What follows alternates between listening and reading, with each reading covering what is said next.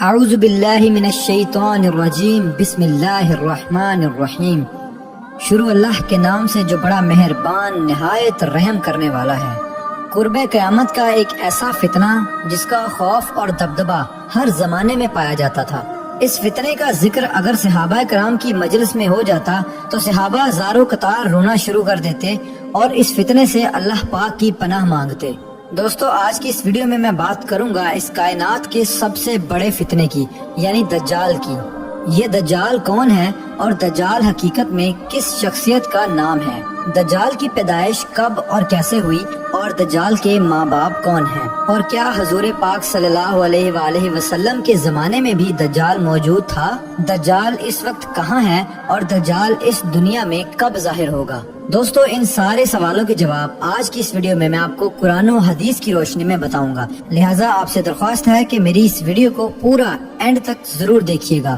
دوستو، نبی پاک صلی اللہ علیہ وآلہ وسلم نے ارشاد فرمایا کہ قیامت اس وقت تک قائم نہیں ہوگی جب تک کہ دجال اس دنیا میں ظاہر نہ ہو جائے۔ دجال کی ظاہری نشانیاں اور شکل و صورت کے بارے میں نبی پاک صلی اللہ علیہ وآلہ وسلم نے ارشاد فرمایا کہ دجال چھوٹے قد کا ہوگا اور وہ بد صورت ہوگا، اور وہ ایک آنکھ سے اندھا ہوگا اور اس کے دونوں پاؤں ٹیڑھے ہوں گے، اور اس کے جسم میں بہت زیادہ بال ہوں گے، اس کے سر کے بال گنگریالے ہوں گے اور اس کا رنگ سرخ یا گندمی ہوگا، اور اس کی ناک طوطے کی چونچ جیسی ہوگی۔ اور دجال کی سب سے واضح نشانی یہ ہوگی کہ اس کے ماتھے پر کاف فا را لکھا ہوگا، جس کو ہر مسلمان پڑھ لے گا، چاہے وہ پڑھا لکھا ہو یا پھر ان پڑھ ہو، لیکن کافر اور فاسق لوگ اس کو نہ پڑھ سکیں گے۔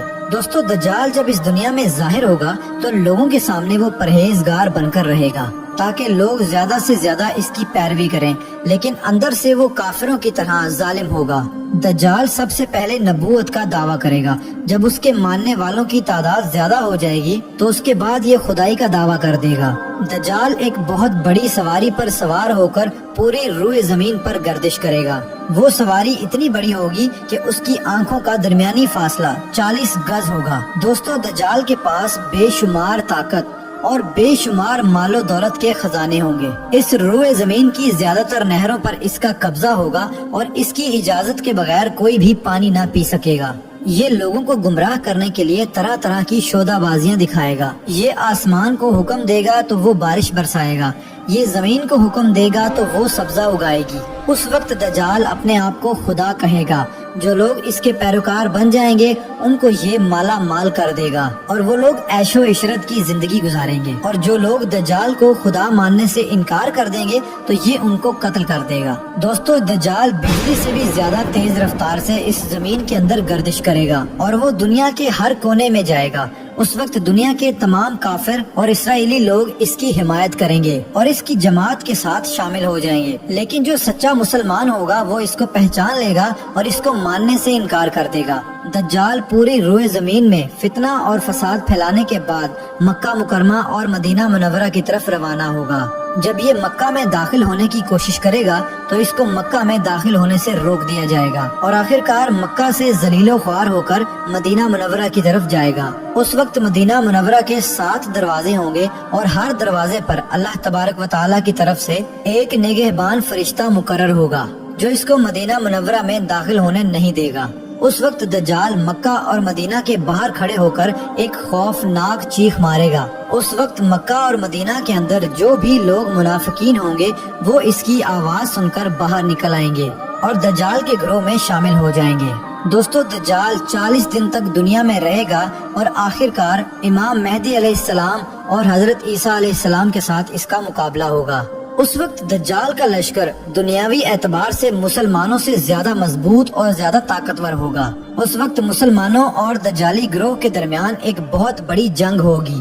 اس جنگ کے اندر دجالی ہار جائیں گے اور دجال کے لشکر کو بہت بری طرح ہار کا سامنا کرنا پڑے گا۔ اس وقت دجال حضرت عیسیٰ علیہ السلام سے ڈرتے ہوئے فلسطین کی طرف بھاگے گا اور حضرت عیسیٰ علیہ السلام اس کا پیچھا کرتے ہوئے اس کو مقام لد پر پکڑ لیں گے اور اللہ تبارک و تعالیٰ کے حکم سے دجال کو قتل کر دیں گے۔ دوستو اب بات کرتے ہیں کہ دجال کون ہے اور اس کے ماں باپ کون ہیں۔ دجال کی پیدائش کے متعلق مختلف روایات ملتی ہیں، جیسا کہ نبی پاک صلی اللہ علیہ وآلہ وسلم کے دور کی بات ہے کہ جب مسلمان مکہ سے مدینہ کی طرف ہجرت کر رہے تھے کہ انہی دنوں میں مدینہ کے اندر ایک یہودی عورت نے ایک بچے کو جنم دیا جو کہ پیدائشی کانا تھا۔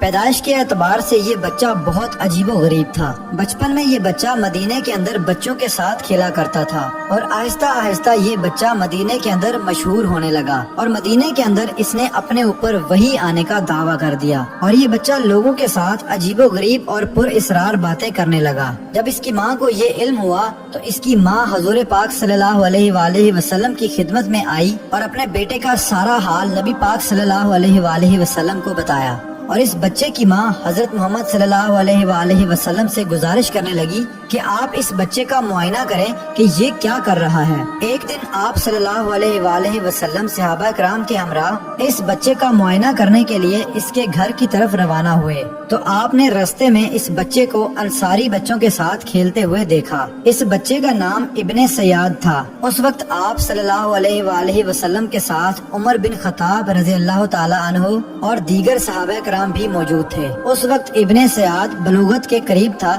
لیکن جوان نہیں ہوا تھا۔ آپ صلی اللہ علیہ وآلہ وسلم اس کے قریب گئے لیکن اس کو پتہ نہ چلا تو آپ صلی اللہ علیہ وآلہ وسلم نے اس کی کمر پر ایک ضرب لگائی اور ابن سیاد سے فرمایا کہ کیا تم گواہی دیتے ہو کہ میں اللہ کا رسول ہوں؟ تو ابن سیاد نے آپ صلی اللہ علیہ وآلہ وسلم کی طرف دیکھا اور کہا کہ میں گواہی دیتا ہوں کہ آپ اللہ کے رسول ہیں۔ پھر ابن سیاد نے آپ صلی اللہ علیہ وآلہ وسلم سے کہا کہ کیا آپ گواہی دیتے ہیں کہ میں اللہ کا رسول ہوں؟ تو آپ صلی اللہ علیہ وآلہ وسلم نے ابن سیاد کو چھوڑ دیا اور فرمایا کہ میں اللہ اور اس کے رسولوں پر ایمان لایا۔ اس کے بعد آپ صلی اللہ علیہ وآلہ وسلم نے ابن سیاد سے پوچھا کہ تو کیا دیکھتا ہے؟ تو ابن سیاد نے کہا کہ میں سمندر پر عرش دیکھتا ہوں۔ تو اس وقت آپ صلی اللہ علیہ وآلہ وسلم نے ارشاد فرمایا کہ وہ ابلیس کی چال ہے۔ تو اس وقت ابن سیاد نے حضرت محمد صلی اللہ علیہ وآلہ وسلم کو بتایا کہ میرے پاس سچی اور جھوٹی خبریں آتی ہیں۔